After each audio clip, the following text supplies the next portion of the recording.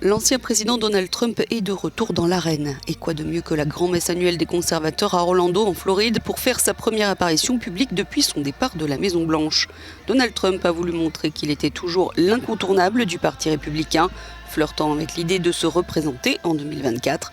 Il a été salué comme un héros par un public enthousiaste.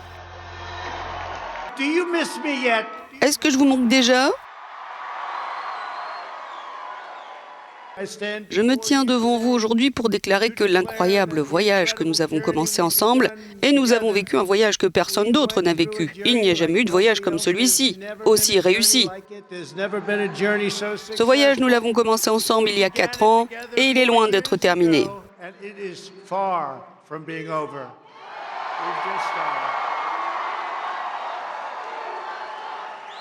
Donald Trump n'a pas parlé de fonder un nouveau parti, pas question de se diviser.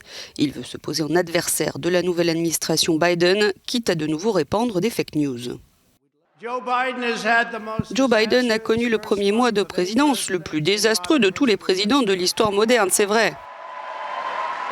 L'administration Biden a déjà prouvé qu'elle était anti-emploi, anti-famille, anti-frontières, anti-énergie, anti-femmes et anti-science. Son discours a duré 1h30 et il était pour le moins décousu. Mais Donald Trump a répété qu'on lui avait bien volé la victoire.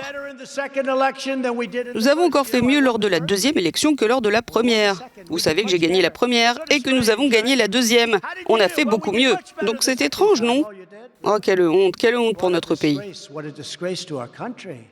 Donald Trump, toujours banni des réseaux sociaux après son rôle dans l'assaut du Capitole le 6 janvier dernier, a donc rattrapé le temps perdu pour envoyer ses messages au Parti républicain divisé depuis cette date et à ses partisans qui le soutiennent envers et contre tout. C'est un jour béni pour les Trumpistes du monde entier. C'est un mouvement qui ne peut être ni arrêté ni ralenti. Peu importe qui est au pouvoir en ce moment, nous sommes là et nous voulons soutenir notre président. Nous l'aimons, il a fait un excellent travail.